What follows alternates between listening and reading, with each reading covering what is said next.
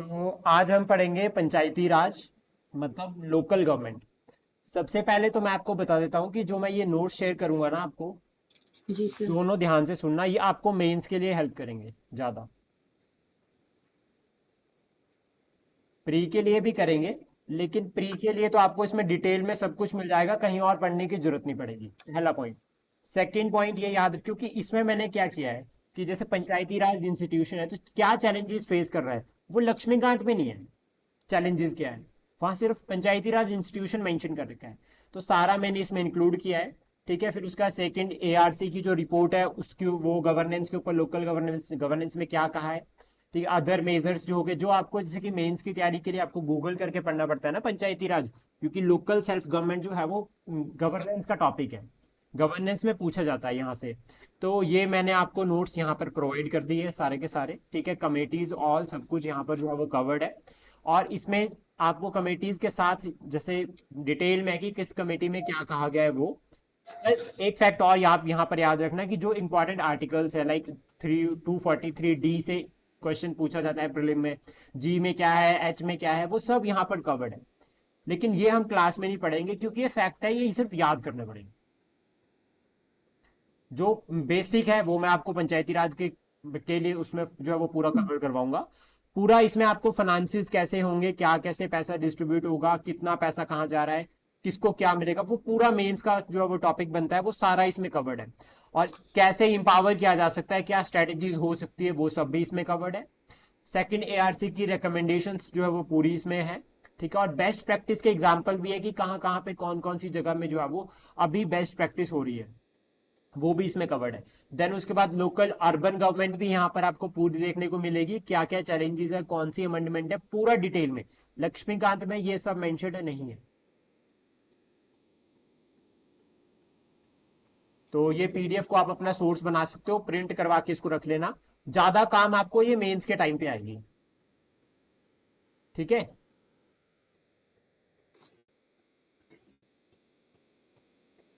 Clear. हाँ जी sir. बहुत important PDF है ये, ध्यान रखना, ये आपके बहुत ज्यादा काम आएगी मेंस में तो स्पेशली।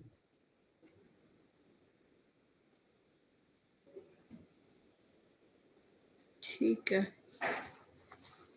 तो फिर हम शुरू करते हैं क्लास को। हमारी जो क्लास रहेगी 15th क्लास है। ठीक है, 15 क्लास ऑलमोस्ट, क्योंकि मैंने ये सोचा है कि पहले हम पंचायती राज इंस्टीट्यूशंस, लोकल गवर्नमेंट, जो हमारी कॉन्स्टिट्यूशनल और नॉन कॉन्स्टिट्यूशनल बॉडीज है, इसको कवर कर देते हैं। देन उसके बाद दो टॉपिक बचेंगे, एक पार्लियामेंट और एक स्टेट लेजिस्लेचर। ये दोनों को फिर एक साथ में कवर कर देंगे, क्या कहते हो मैम, ठीक है, चलेगा। ठीक है सर। क्योंकि बाकी तो हमने ऑलमोस्ट कवर कर दिया। अगर हम लोकल गवर्नमेंट को आज कवर कर देते तो हमारा ऑलमोस्ट आधा सिलेबस कवर हो गया। फिर उसके बाद नॉन कॉन्स्टिट्यूशनल और कॉन्स्टिट्यूशनल बॉडीज बचेगी, और उनको करने के बाद हम फिर पंचायत पे उस पे जाएंगे, पार्लियामेंट पे जाएंगे। ये पार्लियामेंट फिर एक बड़ा टॉपिक है, वो आराम से समझेंगे उसको। उसमें फिर टाइम लगेगा, 3-4 क्लासेस जितनी भी लगेगी जाने देंगे। तो सबसे पहले तो ये याद रखना कि ये जो पंचायती राज का जो सिस्टम है, ये भारत के लिए न्यू नहीं है। मतलब इसको कहा जाता है लोकल गवर्नमेंट। और अगर हम ट्रेस देखेंगे वेदों में, वैदिक एज में भी क्या थे, जनपद थे। जन थे ना, जन थे, फिर जनपद हुए। तो ये जन जो थे, ट्राइब्स थी, ये अपने आप को सेल्फ रूल करती थी, ये रिपब्लिक थी। यहाँ पर जो है वो रिपब्लिकन सिस्टम जो है वो देखा जाता है। तो इससे हमें ये एविडेंसेस, हमें ये मिलता है कि जो लोकल सेल्फ गवर्नमेंट का कंसेप्ट है, वो भारत में जो है वो नया नहीं था। एंशियंट टाइम से भारत में जो है वो ये कंसेप्ट चलता आया। देन ब्रिटिशर्स ने क्या किया, इसको ट्रांसफॉर्म किया न्यू फॉर्म में। 1871 में पहली बार लॉर्ड मयो ने एक रेजोल्यूशन निकाला कि लोकल सेल्फ गवर्नमेंट को प्रमोट करना चाहिए। देन उसके बाद लॉर्ड रिपन ने जो है वो इसके ऊपर काम किया, और रिपन को जो है वो father of self government, local government जो है वो उसका फादर भी कहा जाता है, लॉर्ड रिपन को। अब हमारे संविधान में आपको इन्होंने 1871 में किया। लॉर्ड मयो ने, मेयो ने, अच्छा। हाँ, लॉर्ड मयो ने जो है वो एक रेजोल्यूशन रखा सबसे पहले कि लोकल सेल्फ गवर्नमेंट होनी चाहिए, क्योंकि उन्होंने फाइनेंशियल डिसेंट्रलाइजेशन की थी ना। फाइनेंशियल डिसेंट्रलाइजेशन भी तभी की जा सकती है जब कोई इंस्टीट्यूट है लोकल। तो यहाँ पे मद्रास बना था, मद्रास जो म्युनिसिपल कॉर्पोरेशन है, वो सबसे पहली कॉर्पोरेशन है मद्रास। ये फैक्ट याद रखना, प्री के लिए बहुत इंपॉर्टेंट है। देन उसके बाद लॉर्ड रिपन को जो है वो father of local self government कहा गया। देखो ये टॉपिक में जितना मैं आपको यहाँ क्लास में पढ़ाऊंगा वो आपके प्री में काम आएगा, लेकिन जितना आप कंसेप्ट सबको समझोगे वो आपका मेंस में काम आएगा, क्योंकि यहाँ ये टॉपिक मेंस का ज्यादा है। आपको यहाँ से मेंस में क्वेश्चन देखने को मिलेगा 100%। अगर आप सर इस बारी पेपर में तो मतलब पंचायत पे क्वेश्चन आया हुआ था। डेफिनेटली आएगा, वो कह रहा हूँ, आप उठाकर देखो क्वेश्चन आते हैं पेपर में। तो ये जो पंचायती राज इंस्टीट्यूशन है ना, सबसे पहले तो याद रखना कि भारत में आफ्टर इंडिपेंडेंस 1947 के बाद जब भारत आजाद हुआ तो हमारे यहाँ पर क्या था, एक प्रिंसली स्टेट्स थी, एक ब्रिटिश इंडिया था, और दूसरा चीफ कमिश्नर प्रोविंसेस थे जो कि गवर्नर जनरल के डायरेक्ट कंट्रोल में थे। अब इन तीनों को तो हमने यूनाइट करके बना दी एक यूनियन, यूनियन ऑफ स्टेट्स बन गई ना। अब ये यूनियन ऑफ स्टेट्स के अंदर हमने जो है वो रीऑर्गेनाइज किया स्टेट्स को, रीऑर्गेनाइजेशन करके हमने प्रेजेंट टाइम में जितनी 28 स्टेट्स बनती है वो सब बना दी, जो हमारा आर्टिकल 2 और 3 लिंक करता है इसके साथ। देन फिर हमने क्या किया कि ये तो चलो ठीक है, फिर कहीं ध्यान आया, बीच में एक ध्यान आ गया ऐसे ही कि यार लोकल गवर्नमेंट भी तो है, ये कंसेप्ट भी तो हमारे पास है। हमने कहा कि ये सब में तो लोगों की सरकार है, एक फॉर्मूला करते हैं ना, for the people by the people, तो for the people by the people state में तो है, सेंटर में भी है, लेकिन भाई लोकल गवर्नमेंट में भी तो हो सकती है, लोकल लेवल पर भी तो हो सकती है। तो यहां पर जो कंसेप्ट आया वो आया पंचायती राज का। उन्होंने कहा कि यार कुछ पंचायती राज सिस्टम होना चाहिए। ब्रिटिश टाइम से वैसे विलेजेस जो है वो सरपंच वगैरह होते थे, तो भारत ने इसको थोड़ा सा इवॉल्व किया और इसको पंचायती राज का नाम दिया। ये कंसेप्ट जो है, अब इसमें कहां से पता चला कि ये कंसेप्ट हो सकता है? ये पता चला आर्टिकल 40 से। क्या कहता है आर्टिकल 40? कौन सा है? गांधीयन है, लिबरल है, इंटेलेक्चुअल है, या लिबरल? गांधीयन। गांधीयन। तो गांधी जी ये चाहते थे कि स्वराज जो है, स्वराज का, गांधी जी के लिए जो स्वराज का मतलब था वो सेल्फ रूल था, और सेल्फ रूल जो है वो लोकल गवर्नमेंट की फॉर्म में भी हो सकता है। गांधी जी का ये ड्रीम था, और गांधी जी के जो पॉइंट्स थे, ये याद, ये नोट करना साथ में, ये मेंस में लिखने के लिए आ सकता है कि गांधी जी क्या सोचते थे सेल्फ गवर्नमेंट को लेकर। सेल्फ गवर्नमेंट को लेकर गांधी जी क्या विचार रखते थे? तो पहला विचार वो रखते थे इसमें कि एक जो है वो पार्टिसिपेशन होगा लोगों का, पार्टिसिपेशन इन गवर्नेंस, सरकार चलाने में लोगों का पार्टिसिपेशन होगा लोकल लेवल पर, बिल्कुल पहला पॉइंट। दूसरा कहा था गांधी जी ने कि ये बहुत असेंशियल है, आप स्टेट लेवल पे रिप्रेजेंटेटिव के थ्रू जा रहे हो, आप सेंटर लेवल पे रिप्रेजेंटेटिव के थ्रू जा रहे हो, लेकिन अगर आप लोकल लेवल पे डायरेक्ट रिप्रेजेंटेशन दोगे तो वो बहुत असेंशियल फीचर हो जाता है डेमोक्रेसी का। ये याद रखना, ये कंसेप्ट। तो ये दूसरा क्लियर हो गया कि असेंशियल पार्ट है। देन इसके बाद इन्होंने कहा कि जब इतना असेंशियल है तो गांधी जी ने एक पॉइंट और रखा कि ये जो है वो एक तरह से बैकबोन है फिर हमारी डेमोक्रेसी की,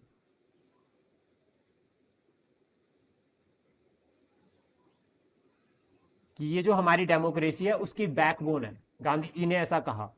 देन फोर्थ पॉइंट यहां पर ये कहा कि जो डिसीजन मेकिंग जो प्रोसेस है, जो डिसीजंस ले रहे हैं, ठीक है, उसमें क्या है कि जब लोग रीजनल लेवल पर जो है वो सपोर्ट करेंगे तो उस केस में यहां पर डिसीजन मेकिंग में ट्रांसपेरेंसी होगी, ट्रांसपेरेंसी होगी और अकाउंटेबिलिटी होगी। तो ये दोनों कंसेप्ट यहां पर अप्लाई होते हैं, ट्रांसपेरेंसी का और अकाउंटेबिलिटी का।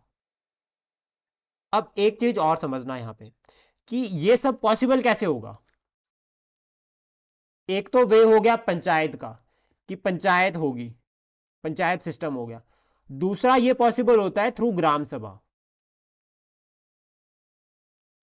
ग्राम सभा में जितने भी आपके जो वोटर्स होते हैं, ठीक है, जो आपके वोटर्स हैं, जितने भी जो वोट डाल रहे हैं, वो सभी लोग जो है वो इसके मेंबर होते हैं। और ग्राम सभा बुलाई जाती है तो जितना भी जो 18 साल से ऊपर है या 18 साल का जिसने वोट डाली है वो इसका मेंबर होता है, और वो यहां पर जाकर जो है वो डिसीजन मेकिंग में अपना रोल प्ले कर सकता है। और हमारे यहाँ पॉलिसीज भी सरकार क्या करती है, सेंटर क्या बोलती है, स्टेट को डायरेक्शन देती है कि आप जो बताओ, कोई पॉलिसी तो नहीं बनानी, नहीं। फिर सेंटर क्या करेगी, पंचायत को नोटिस भेज देगी कि आपको तो नहीं लगता कि कुछ चेंजेस करने की जरूरत है, कुछ रिफॉर्म्स करने की जरूरत है? तो एक तरह से हम अप्रोच कर रहे हैं यहां पर एक बॉटम से अप की तरफ कि अगर कोई डिसीजन है, जैसे फॉर एग्जांपल है कि हमारी डिमांड है, हम अपनी डिमांड जो है वो ग्राम पंचायत में रखेंगे, पंचायत उसको जाकर जिला परिषद पे रखेगी, फिर जिले लेवल से वो डिस्ट्रिक्ट पे जाएगी आगे, ठीक है, डिस्ट्रिक्ट कलेक्टर तक पहुंचेगी, फिर कलेक्टर आगे सेक्रेटरीट को बताएगा, फिर सेक्रेटरीट जो है वो मंत्री तक पहुंचेगा। तो इस तरह से जो वो पूरा जो प्रोसेस चलती है। ऐसा कहा भी जाता है ना कि यार आपकी एप्लीकेशन लगा दी गई है, थोड़े टाइम में जो है वो कामयाब हो जाएगी। तो ये सारा सिस्टम इस तरह से चलता है। तो ये सारे सिस्टम को गांधी जी ने कहा कि ये जो है वो बैकबोन है हमारी डेमोक्रेसी की, इसलिए इसका होना बहुत जरूरी है। यहां तक समझ आ गया? देखो कहानियां सुन रहा हूं, फैक्ट तो मुझे पता आप लोग याद कर लोगे। अब इसके बाद क्या हुआ, एवोल्यूशन की बात करते हैं कि किस तरह से इवॉल्व हुआ फिर ये सिस्टम जो आज चल रहा है, जिसमें जो है वो 3 टायर सिस्टम जो है, ये जिला पंचायत समिति, जिला परिषद, और उसके बाद बीच में आता है एक और। तो ये किस तरह से है, लोकल लेवल, फिर एक काउंसिल पे और स्टेट डिस्ट्रिक्ट लेवल पर, ये किस तरह से सिस्टम है? तो यहां पर सबसे पहले याद रखना कि 1951 में एक जो है वो कम्युनिटी डेवलपमेंट प्लान आया।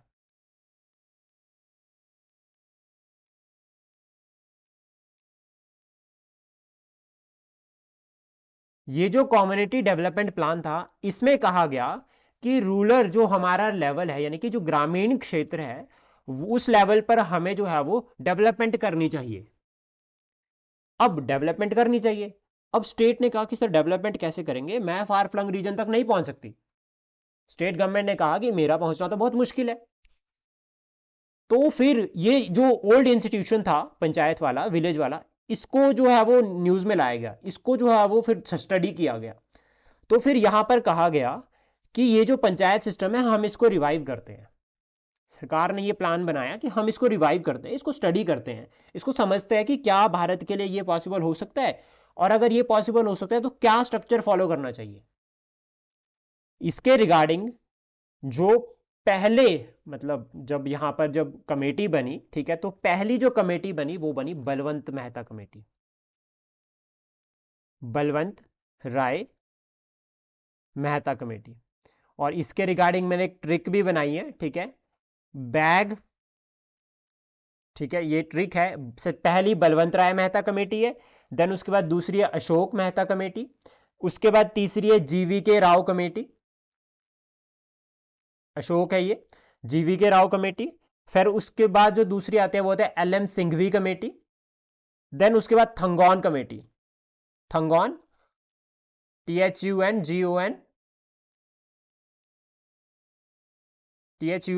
थंगौन कमेटी। और उसके बाद एक लास्ट आता है गडगिल कमेटी। ये कमेटीज है जो पंचायती राज से लिंक करती है, इसका सीक्वेंस इसी तरह से याद करना। और हमने इसके लिए ट्रिक बनाई है, bag of lieutenant LT general. B से हो गया बलवंत राय मेहता कमेटी, ए से हो गया अशोक मेहता कमेटी, जी से हो गया जीवी के राव कमेटी, एल से हो गया LM सिंघवी कमेटी, टी से हो गया थंगौन कमेटी, और जी से हो गया गडगिल कमेटी।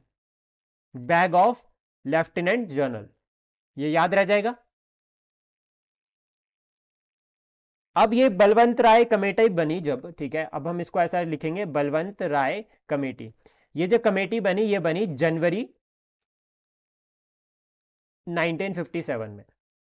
ये कमेटी ने क्या किया, यहां पे मैं आपको एक फैक्ट बताता हूं, इसने अपनी रिपोर्ट सबमिट करी 1957 में ही नवंबर में। और इसने कहा कि पंचायती राज इंस्टीट्यूशन जो है वो होना चाहिए। और इसने एक टर्म यहां पर बात की, वो है डेमोक्रेटिक डिसेंट्रलाइजेशन, कि जो डेमोक्रेसी है उसका डिसेंट्रलाइजेशन होना चाहिए, कि जो सरकार सेंटर में है, जो जिस तरह सरकार स्टेट में है, कुछ वैसा ही सिस्टम लोकल लेवल पर भी होना चाहिए। तो इसने कहा कि डेमोक्रेटिक डिसेंट्रलाइजेशन होना चाहिए। और इसने यहां पर सुजेशन दिया कि 3 टायर सिस्टम बनाना चाहिए, जिसमें एक आपकी ग्राम पंचायत होगी, फिर दूसरी उसके बाद इसने कहा कि पंचायत समिति होगी, थर्ड में इसने कहा कि जिला परिषद।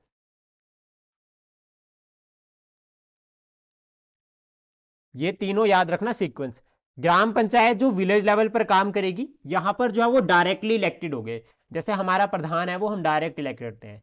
पंचायती राज में, पंचायत समिति में ये कहा गया यहाँ पे कि ये ब्लॉक लेवल पर होगी, पहला पॉइंट। दूसरा, यहां पर वीडीसी मेंबर होते हैं ना जो हमारे, कंसेप्ट प्रैक्टिकली समझना, वो पंचायत सर। समिति में आएंगे।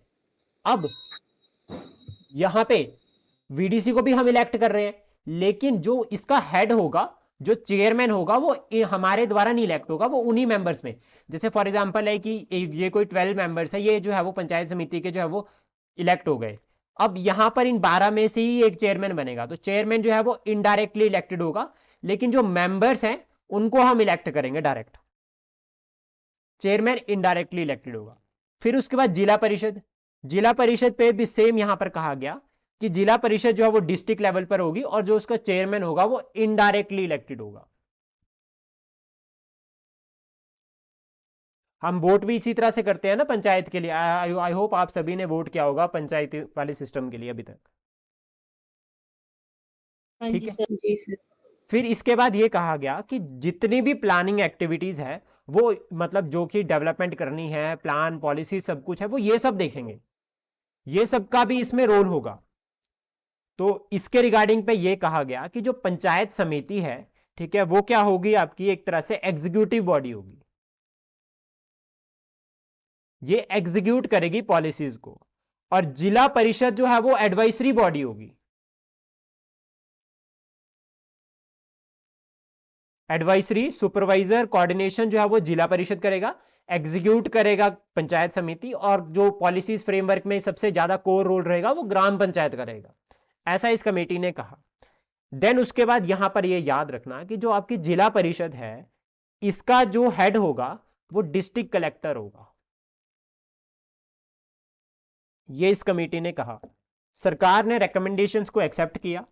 फैक्ट समझना, सरकार ने रिकमेंडेशन एक्सेप्ट करी है। जब सरकार ने रिकमेंडेशन एक्सेप्ट करी तो यहां एक कमी रह गई। 1958 में सरकार ने एक्सेप्ट कर ली, लेकिन सरकार ने स्टेट्स को बोल दिया कि जैसे आपको सुटेबल हो वैसा सिस्टम अडॉप्ट कर लो। तो सबसे पहले जो है वो राजस्थान ने अडॉप्ट किया, ये जो सरकार ने एक्सेप्ट किया था, और सरकार ने इसको जो है वो एक तरह से लागू किया, वो 2 अक्टूबर को किया है, गांधी जी के बर्थडे पे। देन राजस्थान जो है वो पहली स्टेट बना है जिसने पंचायती राज सिस्टम को अडॉप्ट किया। राजस्थान पहली स्टेट बना है, दूसरी बना है आंध्र प्रदेश।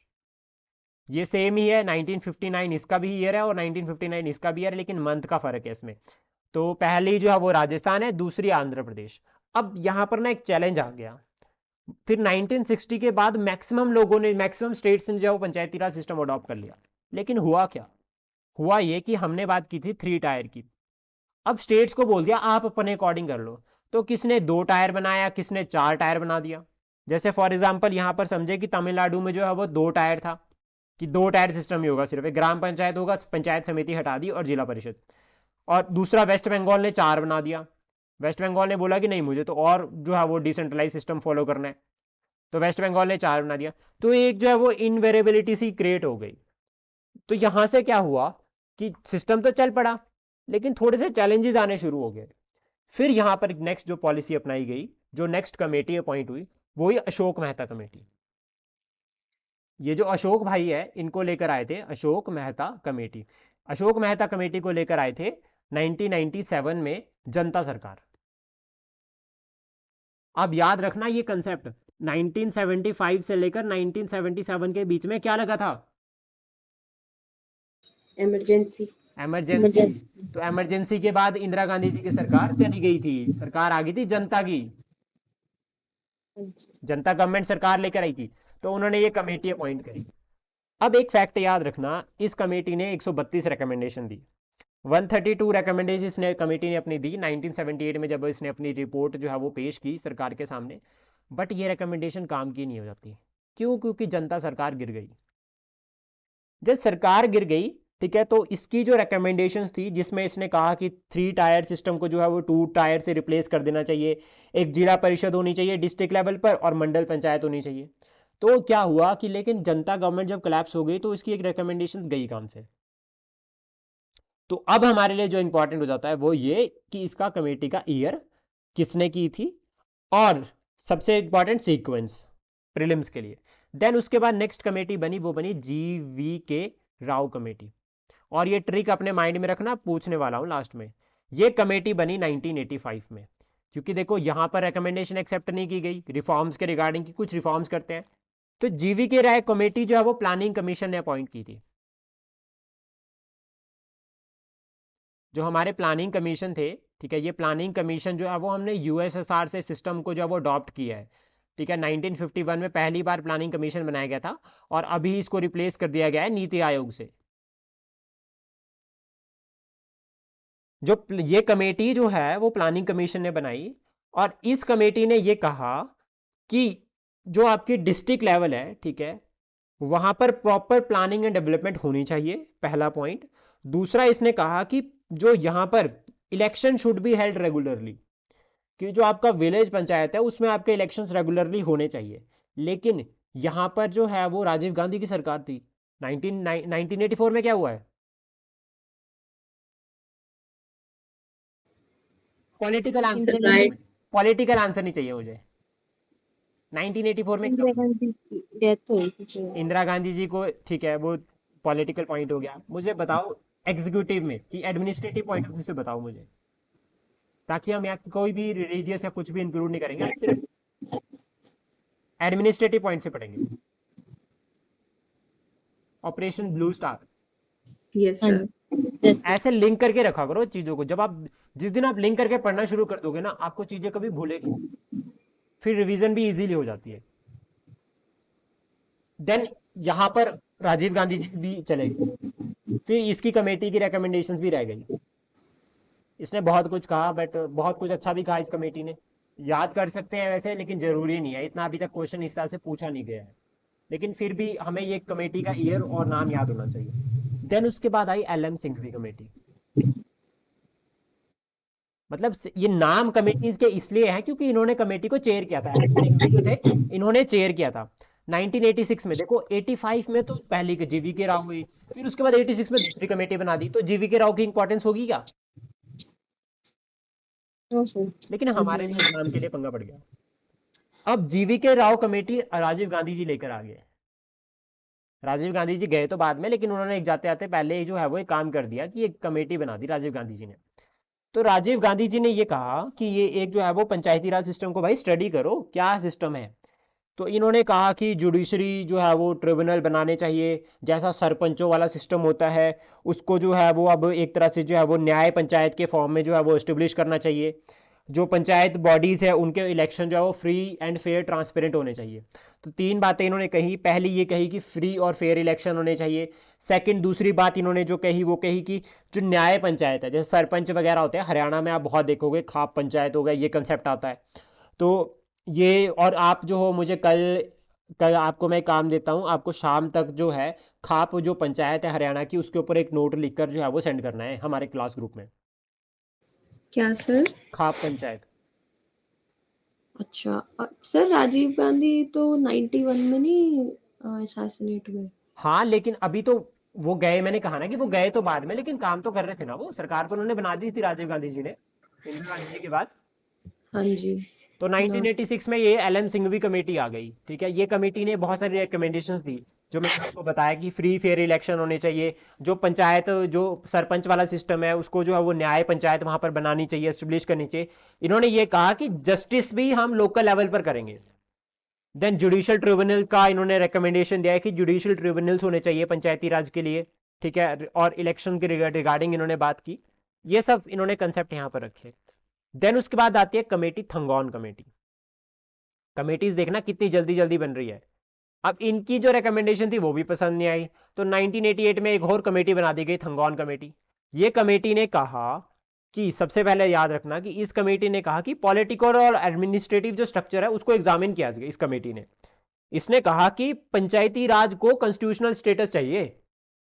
ऐसे बात नहीं बनेगी, आप जितनी मर्जी कमेटीज बना लो, क्योंकि सरकार तो कमेटीज को एक्सेप्ट ही नहीं, कमेटीज की रिकमेंडेशन को देख ही नहीं रही है।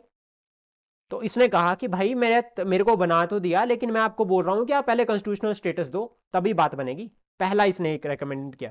फिर इसने बोला कि विलेज, ब्लॉक और डिस्ट्रिक्ट, ये तीन लेवल, ये 3 टायर सिस्टम होना चाहिए, इस कमेटी ने कहा। इसने ये कहा कि जो जिला परिषद है ठीक है, वो पंचायती राज सिस्टम में काफी इंपॉर्टेंट रोल जो है वो प्ले करने वाली है। वो एडमिनिस्ट्रेटिव हो गया प्लस साथ में जो है वो एग्जीक्यूटिव लेजिस्लेटिव ये रोल प्ले करेगी। इंपॉर्टेंट रोल रहेगा इसमें जिला परिषद का ओवर द पंचायत, पहला पॉइंट। दूसरा पॉइंट इसने ये यहां पर कहा कि जो पंचायत है ना भाई, उसकी उम्र जो है वो 5 साल होनी चाहिए। यानी कि जो पंचायती राज है वो 5 साल के लिए, कोई भी अगर प्रधान बनता है तो 5 साल के लिए बनेगा, ऐसा जो है वो यहां पर कहा गया, ऐसा प्रोविजन जो है वो यहां पर रखा गया। देन इसमें यह भी कहा गया कि ठीक है आप रिजर्वेशन भी दो। तो इस कमेटी ने यह कहा कि रिजर्वेशन भी होनी चाहिए SC ST OBC वुमेन के लिए, इस कमेटी ने यह कहा। अब पहले बोला गया था फ्री एंड फेयर इलेक्शन, इस कमेटी ने बताया कैसे होगा। इसने कहा कि स्टेट इलेक्शन कमीशन बनाओ भाई, स्टेट इलेक्शन कमीशन बनाओ। इसने कहा कि पंचायत बना दी, उनको पैसा भी चाहिए, तो इसने बोला कि स्टेट फाइनेंस कमीशन भी होना चाहिए। State election commission, state finance commission, ये सब की जरूरत है, हर स्टेट में ये होना चाहिए। बट कंडीशन ये हुई कि सब कुछ बदल गया। 1991 में सरकार चेंज हुई, ठीक है, बीच में एक दूसरी सरकार बनी थी, ठीक है, VP सिंह वाली, और उसके बाद दूसरा सेकंड पे आ गए PV नरसिम्हा राव। बट लेकिन ये जो कमेटी ने इतनी सारी रिकमेंडेशंस दी तो सरकार को भी लगा कि वाकई कुछ करना चाहिए। फिर उन्होंने एक नई कमेटी बना दी, गडगिल कमेटी, क्योंकि अभी भी सरकार को विश्वास नहीं हो रहा था कि कॉन्स्टिट्यूशनल स्टेटस देना चाहिए, क्योंकि ऑलरेडी जब आर्टिकल 40 कह रहा है कि विलेज पंचायत है तो अलग से क्यों कॉन्स्टिट्यूशनल स्टेटस देना। तो सरकार ने क्या किया, गडगिल कमेटी बना दी 1988 में। ये कमेटी जो है वो फाइनल हुई। इस कमेटी ने जो रिकमेंडेशंस LM सिंघवी ने दी थी सेम सब कुछ वैसा कहा। इसने कहा कि विलेज, ब्लॉक और डिस्ट्रिक्ट, ये तीनों लेवल पर आप बनाओ। विलेज लेवल पर आप डायरेक्ट इलेक्शन करवाओ, यहां पर आप मेंबर्स के डायरेक्ट इलेक्शन करवाओ, और चेयरमैन इनडायरेक्ट इलेक्ट करो। और डिस्ट्रिक्ट लेवल पर इन्होंने कहा कि जो चेयरमैन होगा वो आपका जो है वो इनडायरेक्टली इलेक्ट होगा। प्लस साथ में इन्होंने कहा कि रिजर्वेशन दो,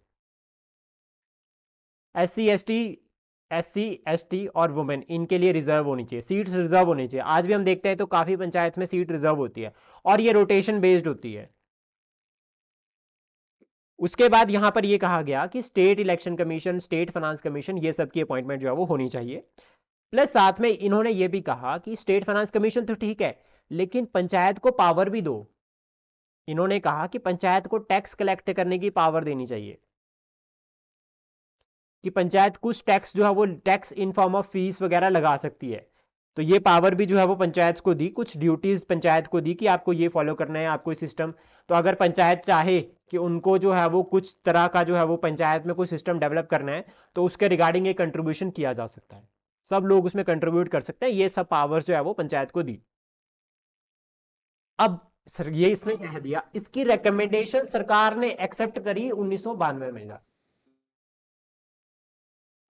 1992 में जो है वो रिकमेंडेशंस एक्सेप्ट की गई, और यहां पर जो है वो 73rd जो है वो कॉन्स्टिट्यूशनल अमेंडमेंट एक्ट आया 1972, जिसके थ्रू पंचायती राज को कॉन्स्टिट्यूशनल स्टेटस दिया।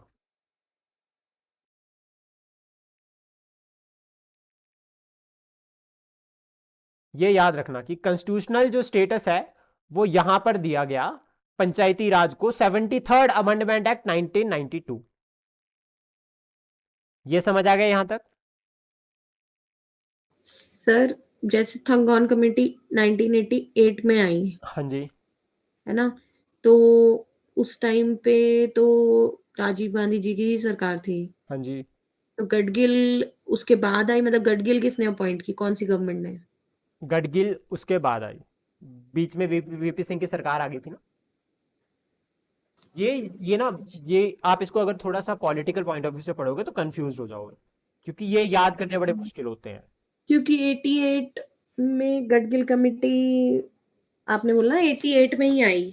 हाँ, ये ऐसा हो सकता है कि मंथ का गैप हो सकता है कि कुछ एक कोई एक मंथ पे आ गई, लेकिन हमें उतना डेप्थ में नहीं जाना, हमें नहीं, PhD हमें नहीं नहीं करनी है। जाना है। ठीक है, ठीक क्योंकि है। अगर हम ज्यादा पढ़ेंगे ना तो इसमें आपको इतने सारे प्रोविजंस मिल जाएंगे कि आप फिर UPSC लेवल पर पहुंच जाओगे। अच्छा जी, मैं इसलिए ठीक रोक रहा हूं, मैं उतना पढ़ा रहा हूं जितने से काम बन जाएगा। ठीक है सर। अलाइड में तो स्पेशली, क्योंकि ऐसा हो सकता है कि फिर नहीं तो एक एक कमेटी की रिकमेंडेशन 200 है। ठीक अगर है 200 याद करनी पड़ी तो दूसरे ने क्या बोला था, तीसरे ने क्या बोला था, खिचड़ी बन जाएगी। तो इससे पहले ही क्लियर है कि लिमिटेड रखो खुद को। ठीक है सर। अब जो इंपॉर्टेंट है वो है 73rd। तो जितना गडगिल ने कहा था यहां पर बात आ गई 73rd में उतनी। इन्होंने कहा सबसे पहले तो कि पार्ट जो है वो 9 ऐड हुआ। पार्ट 9 जो है वो हमारे संविधान में ऐड किया गया और एक शेड्यूल ऐड किया गया 11th। तो एक तो 11th शेड्यूल जो है वो पंचायती राज से लिंक करता है कि याद रखना, प्लस आर्टिकल्स 243 से लेकर 243 ओ तक ये जो है वो आपका किससे लिंक करते हैं, पंचायती राज से। जितने भी प्रोविजंस है पंचायती राज के वो इन आर्टिकल्स में मेंशन्ड है।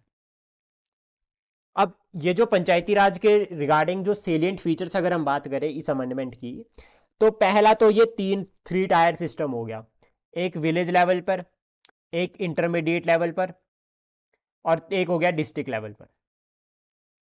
इंटरमीडिएट यानी कि आपका ब्लॉक लेवल और डिस्ट्रिक्ट लेवल हो गया आपका, और प्लस साथ में विलेज। ये तीनों सिस्टम को याद रखना कि सबसे नीचे विलेज, फिर उसके बाद ब्लॉक, फिर डिस्ट्रिक्ट।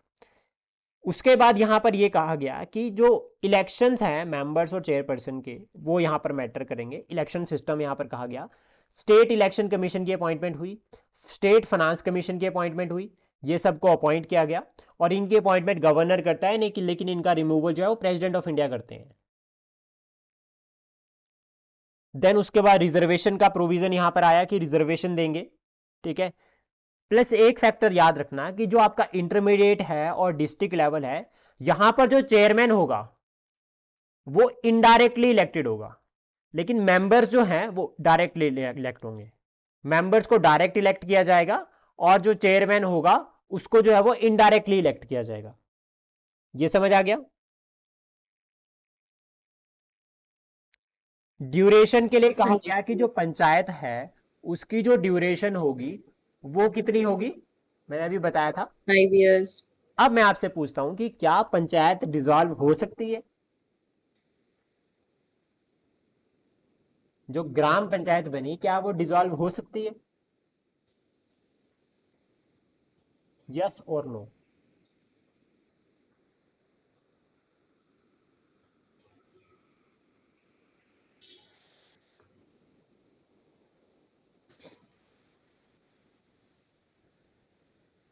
बिल्कुल एक मॉरल सेंस की तरह सोचो उसको, क्योंकि ये कंसेप्ट ऐसे ही समझ आएगा।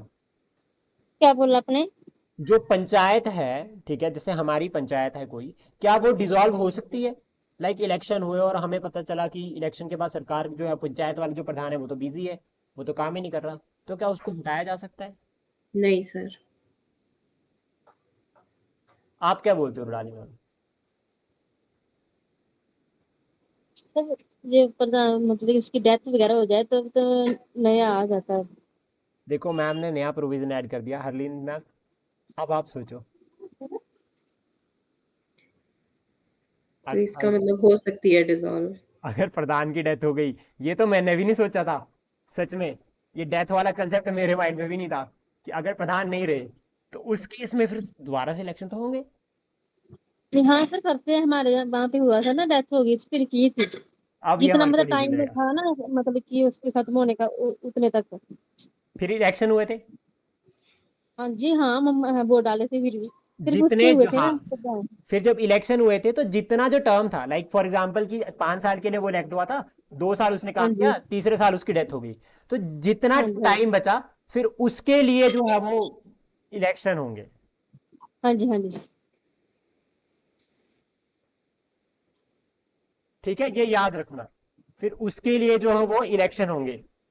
ये इंपॉर्टेंट है और ये बहुत ज्यादा इंपॉर्टेंट है।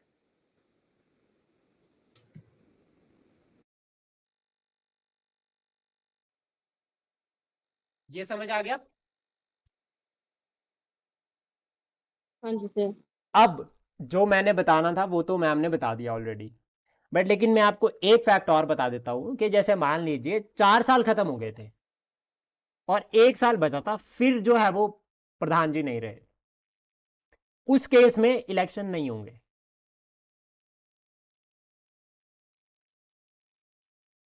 1 साल के लिए क्या ही बनानी। ठीक है, ये याद रखना। और अब मान लीजिए पहले वाले केस में चलते हैं। अगर मान लो 2 साल में डेथ हो गई थी, उसके बाद विद इन 6 मंथ्स जो है वो आपको क्या करने पड़ेंगे, इलेक्शंस करने पड़ेंगे। हरलीन मैम कभी याद भूलेगा ये टॉपिक? नहीं सर। ठीक है, तो ये सब जो है वो यहाँ पर कहा गया इस एक्ट के अंदर। देन उसके बाद अब चलते हैं हम एक्सेप्शंस की तरफ। एक्सेप्शंस कहां से निकल कर आती है वो पढ़ना बहुत जरूरी है। एक एक्ट आया, PESA एक्ट। ये एक्ट याद रखना। अब इसको याद करने का तरीका बताता हूं। 1996, ठीक है, 1996 में एक्ट आया और इसको बर्थडे से याद किया जा सकता है। 1996 में क्या हुआ, यहां पे एक्सटेंशन एक्ट। इसमें यह कहा गया कि प्रोविजन, इसको लिख लो, provision of extension to the schedule areas. जो आपका पंचायती राज है, अब पंचायती राज तो पूरे देश के लिए बना, सेंटर ने बनाया, लेकिन हमने बात की थी कि हमारे पास कुछ ऐसा एरिया भी है, ST वाला, शेड्यूल ट्राइब्स वाला एरिया भी है। उस केस में ये कैसे अप्लाई किया जा सकता है?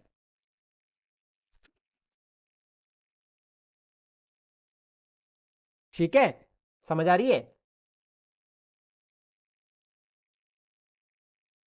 तो पंचायती राज में जो ये एक्ट आया कि provisions of extension to the schedule areas, इसमें यह कहा गया कि जो मॉडिफिकेशन की जाएगी,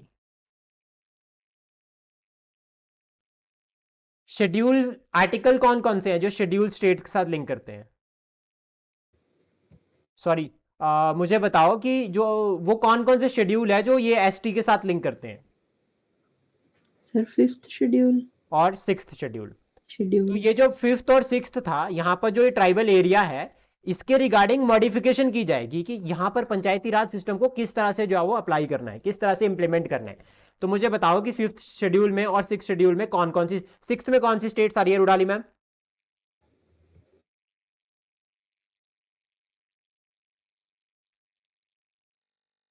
रुडाली मैम 6th जो शेड्यूल है उसमें कौन कौन सी स्टेट्स जो है वो इंक्लूड हो रही है?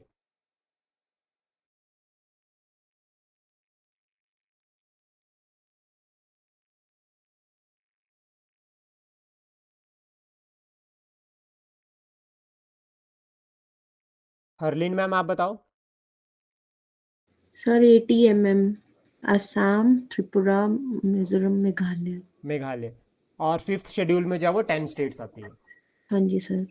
इसके रिगार्डिंग मैं आपको ट्राइबल एडवाइजरी काउंसिल का बता चुका हूँ, 20 मेंबर्स होते हैं। और यहाँ हाँ पर जी एक सर। ऑटोनॉमस काउंसिल होती है। ठीक है, 30 ऑटोनॉमस मेंबर। काउंसिल के कितने मेंबर होते हैं? 30। 30 मेंबर्स होते हैं। तो ये दोनों याद रखना, साथ साथ में कवर करेंगे। देन ठीक है उसके सर। बाद जो हमें याद रखना है मोस्ट इंपॉर्टेंट, वो है ग्राम सभा के बारे में। ये तो जो है वो ग्राम सभा बड़े काम की है। एक तो मैं आपको बता चुका हूं कि ग्राम सभा में जितने भी जो वोटर्स होंगे वो सब इसके मेंबर्स होंगे। ठीक है, और प्रधान जो है वो इस ग्राम सभा के बिना कुछ भी नहीं है। डिसॉल्व होती है तो ये होती है, जैसे कैबिनेट होती है ना सेंटर स्टेट लेवल पर, वैसे ही यहां पर ये ग्राम सभा होती है। ग्राम सभा जो है वो न्यूक्लियस है। ग्राम सभा क्या है? न्यूक्लियस है विलेज पंचायत का। ये काफी ज्यादा इंपॉर्टेंट टॉपिक है, इसको ध्यान से समझना। ड्यूरेशन जो है वो 5 साल होती है। 5 इयर्स जो है वो ड्यूरेशन रहती है ग्राम सभा की। ठीक है, ग्राम सभा की ड्यूरेशन जो है वो 5 साल रहती है। और अगर डिसॉल्व होता है तो ये ग्राम सभा डिसॉल्व होती है।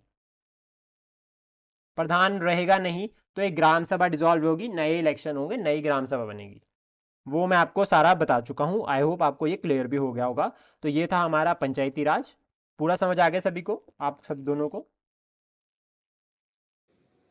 हाँ जी सर। अब हम बात सर करते हैं हमारे यहाँ अर्बन तो कल्चर। ग्राम सभा में प्रधान ही नहीं आता। हाँ जी, हमारे यहाँ तो ग्राम सभा में प्रधान खुद ही नहीं आते। मतलब कहाँ रहते हो मैम? नहीं सर, ये ना, मतलब हाँ जी हाँ जी बोलो। आउट ऑफ कोर्स क्वेश्चन है, आप आगे पढ़ाइए सर। ठीक है, ये एक्चुअल में होता है, इसीलिए तो आप डिसॉल्व कर दो, सबको इकट्ठे करो मैम, और जाओ बोल दो सारे वोटर्स जितने भी, उनको बोलो कि जो प्रधान ही नहीं है भाई डिसॉल्व करो, नया प्रधान बनते हैं, मैं प्रधान बनती हूँ। कंसेप्ट हम जी समझ सर। लेते हैं यहाँ से, ठीक है। अब हम चलते हैं अर्बन कंसेप्ट की तरफ, और यहाँ पर आता है म्युनिसिपैलिटीज, यानी कि अर्बन लोकल गवर्नमेंट। और अर्बन लोकल गवर्नमेंट में जो अमेंडमेंट की गई वो की गई 74th अमेंडमेंट एक्ट 1992, ठीक है। और यहाँ पर जो है वो एक जो शेड्यूल ऐड किया गया था, ठीक है, वो 12th शेड्यूल था जो ऐड किया गया हमारे संविधान में। 12th शेड्यूल, ये इंपॉर्टेंट है, याद रखना। और उसके बाद यहाँ पर एक पार्ट भी ऐड किया गया था 9 में, ठीक है। अब यहाँ पे एक फैक्ट जो हमें याद रखना है कि कौन से आर्टिकल जो है वो लिंक करते हैं यहाँ पर जो इसके अर्बन लोकल लोकल बॉडीज के साथ, तो वो 243 में ही आते हैं ओजेड तक।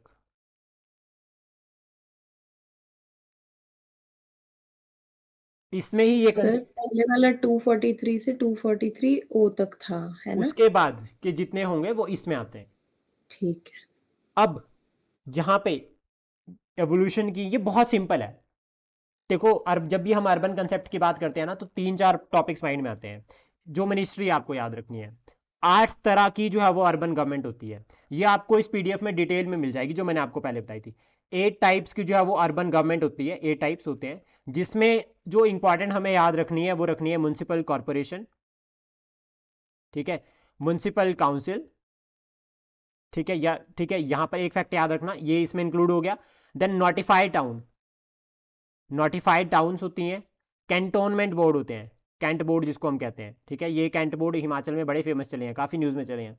तो ये सब जो है वो इंक्लूड होते हैं। आपको जो याद रखना है, जिस तरह से क्वेश्चन बनता है एग्जाम में, वो चीज आपको याद रखनी है, वो है मिनिस्ट्री ऑफ अर्बन डेवलपमेंट, पहला। दूसरी याद रखनी है आपको मिनिस्ट्री ऑफ डिफेंस, क्योंकि इस तरह से क्वेश्चन एग्जाम में पहले बन रखा है तो हम उसी तरह से पढ़ेंगे ना, बिल्कुल, ठीक है। और मिनिस्ट्री ऑफ होम अफेयर।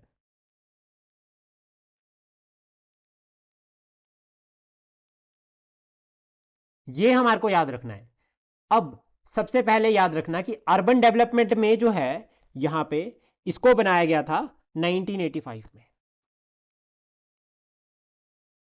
ये मिनिस्ट्री बनी है 1985 में जो अर्बन डेवलपमेंट के ऊपर काम करेंगी, पहला पॉइंट। दूसरा पॉइंट हमें याद रखना है कि in case of union territories, कि अगर किसी यूटी में, यूनियन टेरिटरी में, और उसके पास लेजिस्लेचर नहीं है, उस केस में अगर वहां पर कोई अर्बन एरिया है, उस केस में अगर वहां पर म्युनिसिपल काउंसिल, कॉरपोरेशन या कुछ भी है, वहां पर जो है वो आपका क्या, कौन सी मिनिस्ट्री के अंडर आएगा, वो आएगा होम मिनिस्ट्री के अंडर। कैंटोनमेंट बोर्ड, जो आपके कैंट बोर्ड है, वो आते हैं मिनिस्ट्री ऑफ डिफेंस के अंडर। कितने कैंट बोर्ड है अभी प्रेजेंट टाइम में भारत में?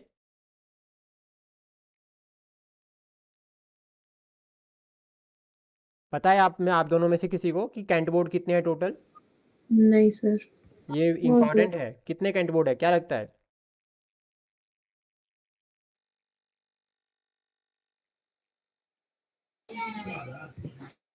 आइडिया लगाओ, क्योंकि अगर हम नंबर याद करेंगे तो इजी रहेगा याद करना।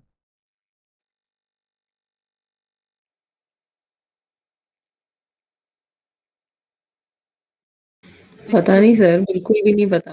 66। ओके। हिमाचल में कितने हैं ये तो पता होगा। सर हिमाचल में 4 तो मेरे ही दिमाग में आ रहे हैं। 4 कौन कौन से? सर एक ये वो हो गया दक्षाई, दक्षाई, एक योल, योल, एक ये हमारा खुद का डलहौजी, सब ये सुबाथू, सबाथू और डलहौजी, डलहौजी। सर जखोग। जठोग भी तो है, हाँ। ये कुछ सर कैंट है। 5 हो गए ना सर? हाँ जी।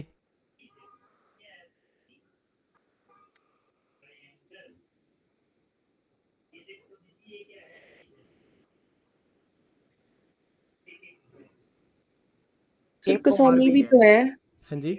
कसौली, कसौली, हाँ, कसौली, बकलो, बकलो भी है। मेरे आसपास जो है वो तो जो मैंने हाँ, विजिट किए। जटोग, अच्छा हाँ, जटोग भी है, हाँ। जतोग भी है, और डलहौजी, सबाथू, कच्चाई, ये योल, ये है, ये सब जो है वो क्या है, कैंट है, प्रेजेंट टाइम में हिमाचल में जो है। ठीक है, ठीक है सर। ये जो है वो मिनिस्ट्री ऑफ डिफेंस के अंडर आते हैं। देखते हैं ना यहाँ पे आर्मी वगैरह होती है सारी जगह में, तो उससे समझ लेना कि ये मिनिस्ट्री ऑफ डिफेंस में आता है। ठीक है, तो सबसे पहले मैंने आपको बताया था लॉर्ड मयो और लॉर्ड रिपन वाला, वो प्रिंसिपल याद हो गया, वो फैक्ट याद रखना। इसके बाद ये जो पार्ट 9A जो यहाँ पर आया, ठीक है, ये पार्ट 9A ये प्रोविजन लिंक करता है आपका म्यूनसिपल या अगर अर्बन लोकल जो है वो बॉडीज के साथ। अब अर्बन लोकल बॉडीज में भी किस तरह से होगा, तो इन्होंने कहा कि नगर पंचायत होगी,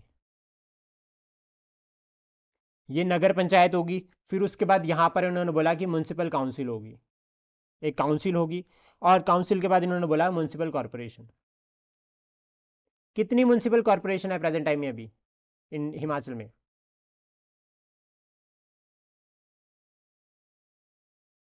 5 नाम मुझे बताने हैं कि नाम कौन कौन से है। तो जो नगर पंचायत है, अब यहां पर भी फैक्ट आता है कि जो चेयरमैन है ना नगर पंचायत को छोड़ के, वो सब के सब इनडायरेक्ट इलेक्ट होंगे, मेंबर इलेक्ट होंगे। जैसे कि होता है ना नगर पंचायत, अगर आप किसी अर्बन एरिया में देखोगे तो वहां पर जो है वो क्या होगा, आपने अपने ब्लॉक के हेड होते हैं, ब्लॉक हेड में इलेक्ट करते हैं, फिर वो आगे जाके चेयरमैन चेयरपर्सन जो है वो अपॉइंट करते हैं। तो वो केस जो है वो यहाँ पर अप्लाई होता है सारा का सारा।